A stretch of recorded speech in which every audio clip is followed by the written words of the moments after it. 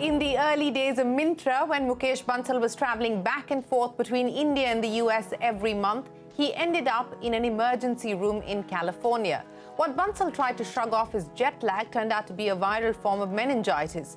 While the thought of giving up entrepreneurship did occur to him as he struggled to manage his health while meeting the demands of bootstrapping a company, but followed after his recovery was the rise of Myntra and Bansal's obsession with physical and mental well-being, which has now resulted in his new book, Hacking Health. Over the last 16 years, Mukesh Bansal, by his own admission, turned himself into a guinea pig of sorts, experimenting with varied diets and workouts to see what works for him and what doesn't. From getting himself tested at the Human Longevity Center in San Diego to using biohacking tools on a daily basis, he has done it all, and he says hacking health is simple. Sleep more, eat less, and always move. In fact, in 2016, I remember asking Bansal after he exited Flipkart where he could set up his next venture. I'm not surprised. He said health.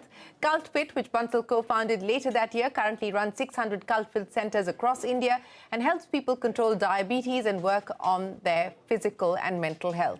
The Tata Digital and Zomato-backed company now aims to become fit for an IPO in the next 12 to 18 months. The last couple of years have certainly made us all act on our holistic well-being more than ever before. What's also in the spotlight today are the pressures of running a startup and the toll that it takes on young entrepreneurs. As we learn in this book, Bansal knows it all too well. Hello and welcome to Young Turks, India's longest-running show on startups and entrepreneurship. I'm Shireen Bhan, and to talk about his latest book on living a healthy life and his journey to being a holistic entrepreneur, joining me on the show is Mukesh Bansal. Mukesh, always a pleasure. It's great to have you back on Young Turks. Thanks very much for joining us. And, you know, we have enjoyed reading your book, Hacking Health. And his claim is the only book you'll ever need to live your healthiest life. Mukesh Bansal, are you living your healthiest life today? Absolutely, Shireen. I think health is an obsession, passion, and also a profession for me.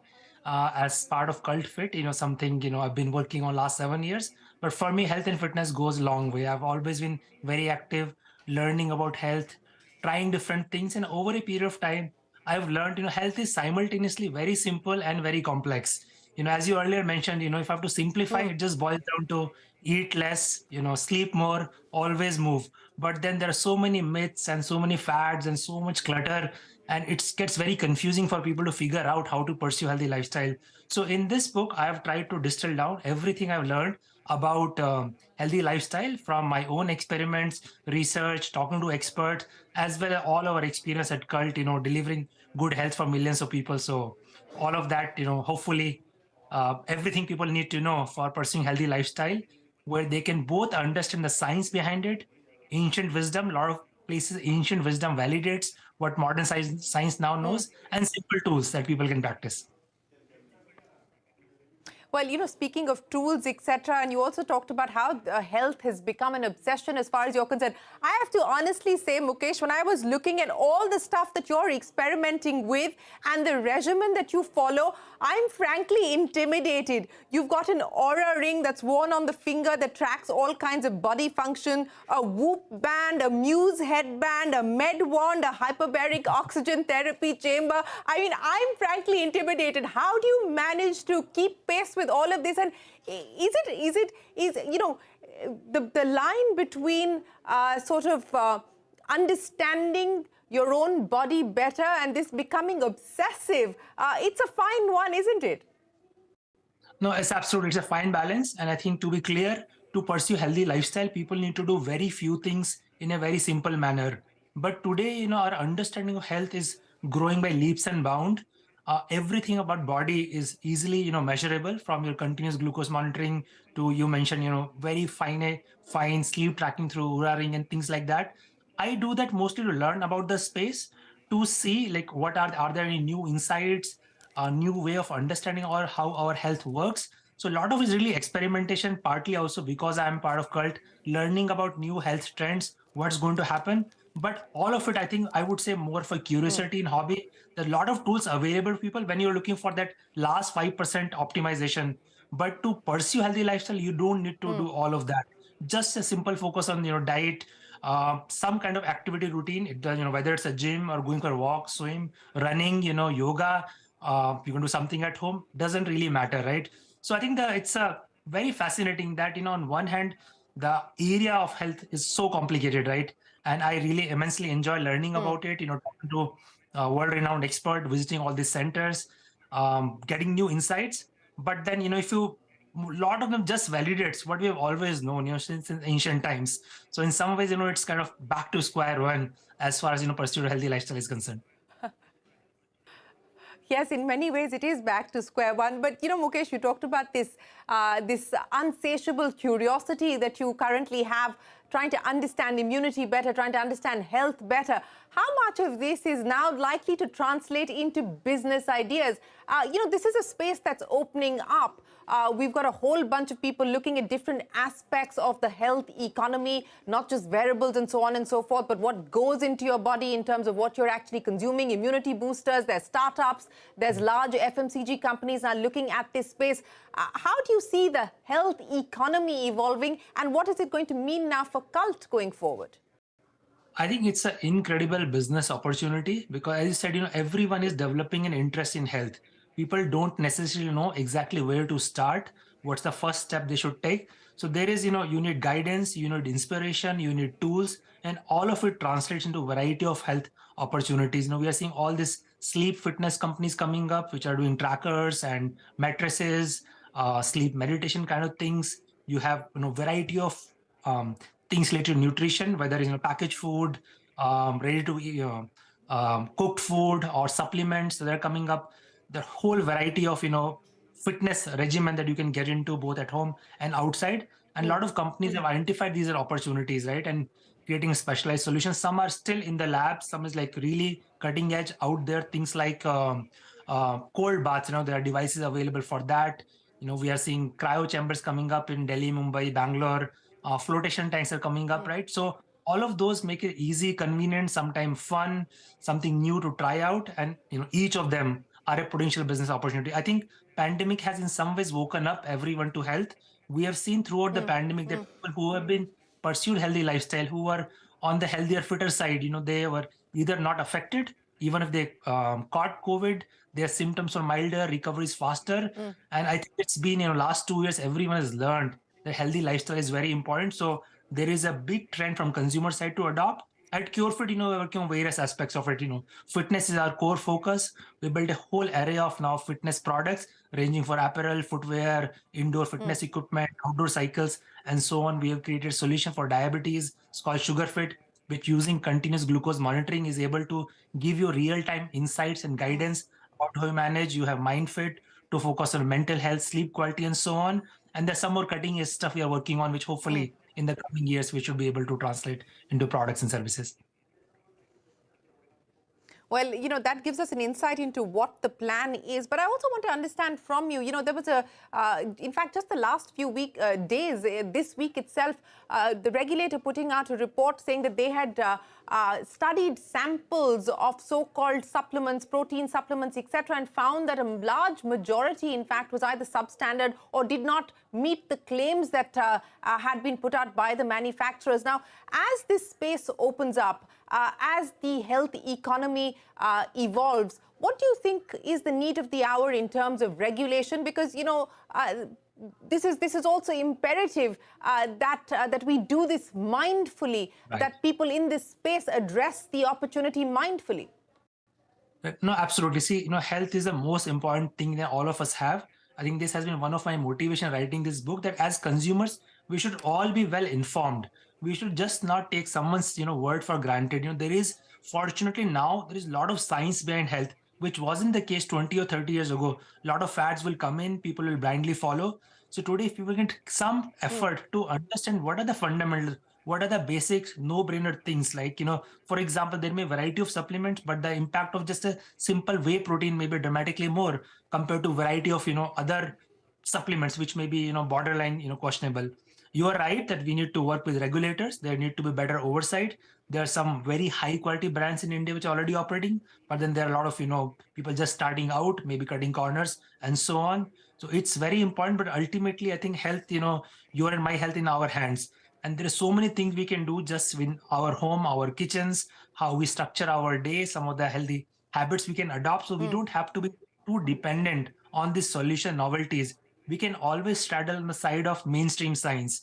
We can also look at, a lot of people in health talk about don't eat something, let's say, which is made in a plant, eat something which grows on a plant, Yeah. right? Or don't eat stuff that your, grandparents may not recognize.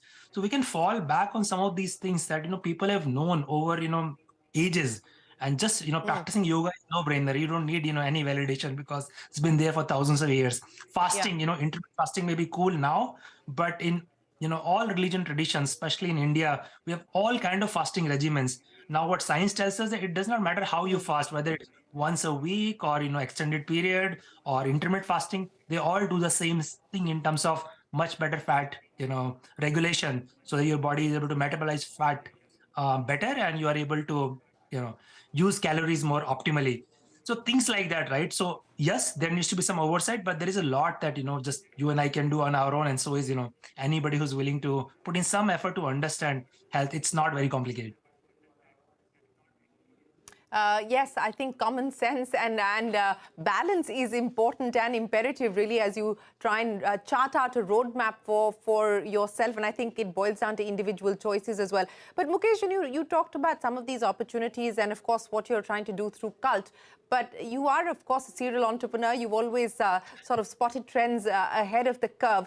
Are you looking at investing in startups with founders who are looking at this space at this point in time? We certainly, I think, Cult, our ambition has been to be one-stop shop for everything for healthy lifestyle.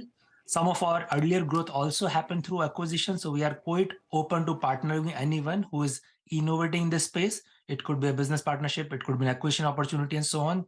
I mean, we eventually want to, Cult to be that one-stop shop where everything about healthy lifestyle is available, is validated, scientifically validated, it's tested, thoroughly, so that the quality is very high. Something can be trusted, just like Cult sent us today. So absolutely, very interested in hearing everything about all the innovation in health and fitness.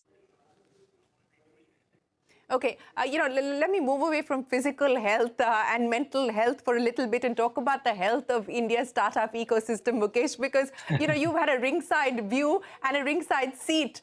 So let me understand from you what you make of what is going on currently. We've, of course, seen, up cycles and down cycles. We're currently going through a down cycle, and this is, of course, driven by what we're seeing happen globally as well. How concerned are you about what you see today and the impact of this liquidity drying up, of the funding winter? How do you see this impacting the startup ecosystem in India? Yeah, Shirin, fortunately for me, like going all the way back to my Bay Area days, this is, I think, my fifth business cycle I'm going through. So, there are times when we all get carried away as an ecosystem. There are excesses, which I think certainly were there, after pandemic. And now I think there is a bit of a correction in the system. There are some of the macro trends which are not favorable. All of it will play out. But I think looking purely from startup point of view, I feel all the downturns are always really good time for stronger, healthier startup to survive, consolidate their position, do an acquisition if they need to, and just gear up for the good times. The whole thing about what doesn't kill you makes you stronger. I've gone through two really bad down cycles in my earlier avatar at Mintra, and both of them ended up making Mintra a lot better than what we eventually became as a result. So I am very bullish about the startup ecosystem. We know all about the all the unicorns which are in India. The pace of innovation is accelerating. Even today, a lot of very high quality entrepreneurs are coming out, and as this compounds and grow over a period of time, I think we will see phenomenal innovation happening in India. Whatever we see today's valuation or the size of market will pale in comparison of what we'll see in 10 years. I think there's a hardship for next 12 to 18 months. There's no question about it. Some of the excesses need to be corrected. Business models need to be readjusted. I think profitability needs to be taken very seriously. That's the only way any startup can survive for the long term. And some of these cycles are a good wake-up call for all the founders to step back, take a breather, think deeply about their business models, reset things, and gear up for the long term. So I'm definitely cautious about the next 12 months, but not worried at all. I think on the whole, it's a good thing for the ecosystem to get stronger and better for the long term. Mukesh, you talked about the fact that this is also an opportunity to do things differently because there is less investor pressure. Investors also understand the need to slow down the pace of growth and focus perhaps on getting the business model right, on moving towards profitability. But you also said that there isn't that much competition. Is that really right? You truly believe that there isn't as much competition? What about the competition from the large conglomerates, from the super apps that you're also part of building out? Yeah, I think the exciting part of India's story is the opportunity is so humongous, right?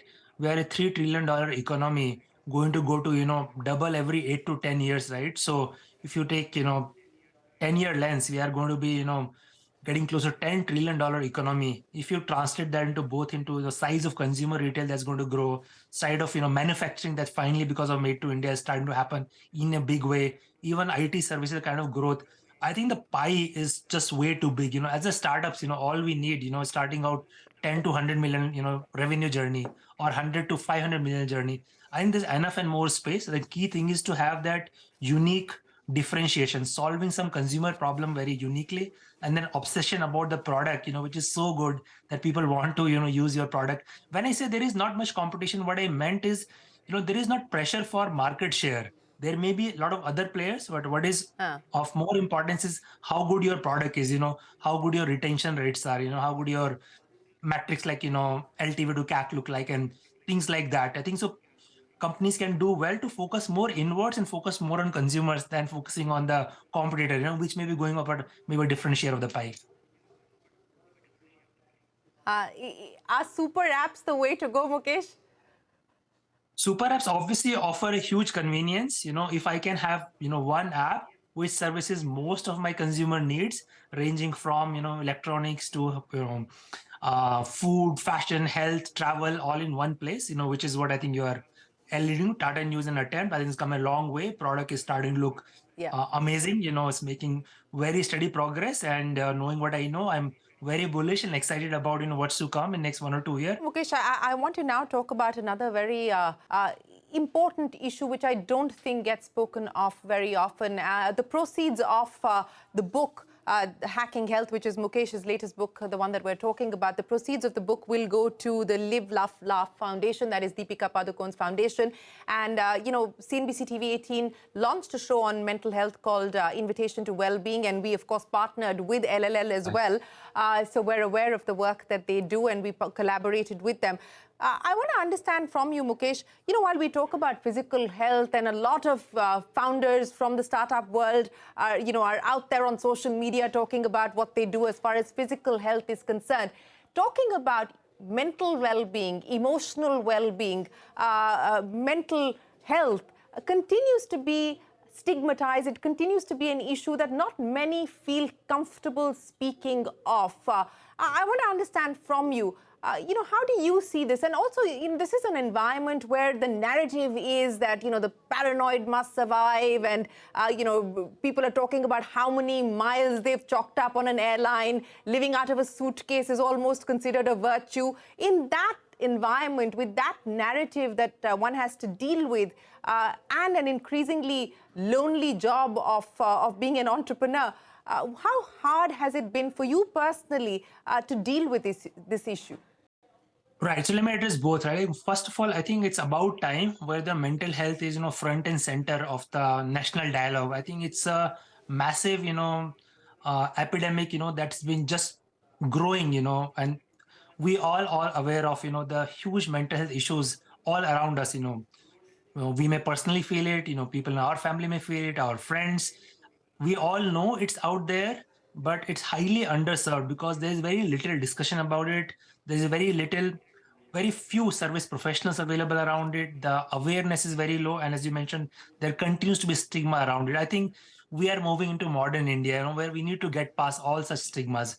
We need to acknowledge mental health is just another health issue like many others. We have diabetes issues and hypertension and CVDs, and similarly mental health, needs that kind of attention. You are absolutely right. Entrepreneurship in one area where mental health issues gets really exacerbated because it is a difficult journey, lonely journey. A lot of time you have a lot of self-doubts. You don't know whether you are doing something wrong.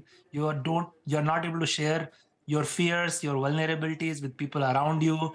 I know personally a lot of people, who have suffered in the, mentally as part of, their entrepreneurial journey. But the good thing is, we are more and more people are coming and talking about it. You mentioned, what LL is doing. It's incredible, what just one organization has done.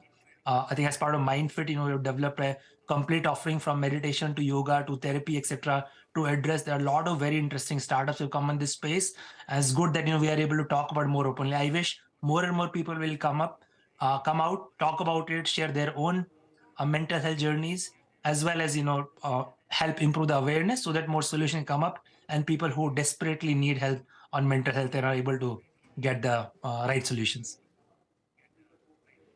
You talked about how you've gone through many down cycles yourself. What was the coping mechanism, Mukesh, that you depended on, that you used to be able to just get yourself to say, Right. all is not lost, I need to take the next step forward? I think two, three things help me immensely. First and foremost, just focus on health and fitness. I can relate, sometimes from my Mintra journey, in my particularly like really bad days where I feel like I was losing it and I have no idea what's going on, what's going to happen, I'll just take a half a day break. I will cancel my meetings, go back to the gym, work out for 1 hour, 2 hour, and come back feeling, refreshed and charged up and able to focus. I think, and there is a lot of evidence now that physical fitness is a very strong direct correlation with mental health. Your focus improves, your overall, you feel good, you are less stressed and so on. Other is, I had a very strong team around me where we had a kind of open dialogue. We would share all kind of issues, including, things we're really worried about. Sometime, you will really question whether, you have self-esteem issues and so on, that I was able to talk it out, with my core team, as well as, some of the board members who are very close to me. So I had that support system around me, as well as, I think fortunately, very healthy lifestyle habit. My entrepreneurial journey did not require me to compromise on my sleep. I always sleep 7 to 8 hours, no matter what happens, barring some exceptions, which has a, fortunately these days, sleep is also getting a lot of attention, which has a deep correlation with mental health. So yeah, some of these, I was fortunate to have these healthy lifestyle habits, but and have that, good system also around me where which I was able to count on. Well, it's good to hear that, and I agree with you. I think the physical activity does, of course, just give you the motivation to move forward through the course of the day. But a lot of my producers are asking me what to break up your day for us. What does Mukesh Bansal's day look like? What do you pack into 24 hours? My ideal days, if I were to manage, like morning 6 to 8 is for fitness, wellness, meditation, morning walk, etc. 8 to 10, 11, I try to focus on my own IC work, where I must sit down with pen and paper, think about things, organize my day, work on tackling one problem to the, best I can. From 11 onwards, 11 to 6, 7 is external meetings, going to office, interacting with the people, all the external stuff. Again, 7 to 9 ish is winding down, closing with the evening meditation, etc. And 10 to 5, or preferably, 9 to 5, I try to sleep and up again at 5, and hopefully, and try to follow the schedule 6 to 7 days a week. So, Mukesh, before I let you go, I'm sure that the entrepreneurial itch continues, and you talked about how you have that me time to go over problems that you want to address and solutions on how you want to address those problems. You've done a bunch. You're currently doing Cult and, of course, working on Tata Neu as well. But what else? What next? Where is the curiosity now leading you? The thing is, India opportunity is so exciting, Shireen, that there is, no matter where you look, there are tons and tons of opportunity. Right now, obviously, I'm heads down focused on what I'm currently doing. I think writing this book also took some time. Hopefully, a time will come where I'll be able to think about my next venture. For now, I'm able to, work with some very interesting companies. I was a seed investor in Grow, which has done incredibly well. Fortunately, I was part of Skyroot from day one, which eventually became India's first private space company to launch rocket in space just, Yes. few months ago. Few other that I'm actively working on. Hopefully they come to fruition. But mostly I'm very, very bullish about the consumer retail opportunity in India. I think despite, everything we have seen in last 10, 15 years, the rise of e-commerce, etc., we feel we have just scratched the surface of the organized retail, uh, Indian origin brands. We are seeing a lot of activity with players like Mama Earth and Mensa and Goat, etc.